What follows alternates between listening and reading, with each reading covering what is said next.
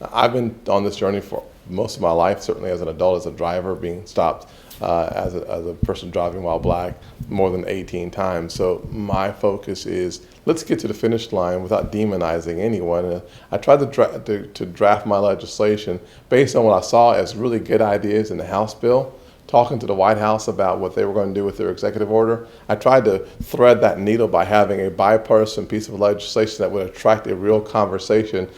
Well, good morning. Thank you for coming out this morning. Let me just say to Leader McConnell, thank you. I've been asking people on both sides of the aisle to come to the table on this topic for 5 years.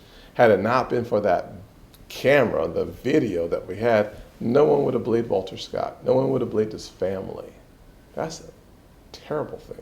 Our legislation addresses that through more funding for body cameras and for penalties for not using your body cameras. It's interesting how mysterious it is at times that the body cameras don't work when they need to be working. So we're trying to get to that issue as well. I approached you about the importance of this issue and asked that you... Well, perhaps the most visible change is that America is fed up with this situation.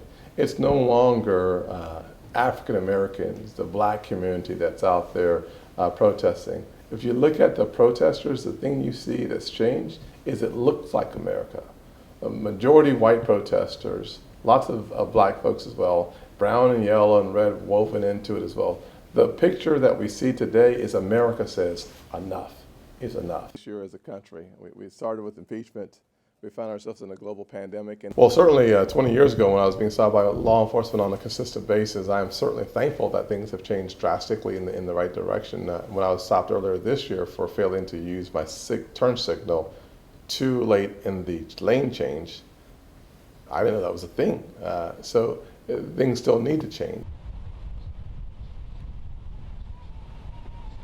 Well, Esther 4:14 says, "For such a time as this." So I think it is important that in the in the history of eternity, that I had the good fortune of being born in the place where the Civil War started, being elected in the seat that Strom Thurmond used to hold, to be in a position to have this serious conversation that confronts racial outcomes in this nation. I think it's a blessing from God, and frankly, it's been my life experience that we are better together, that there are a lot of good reasons for us to be helpful, to be supportive of change.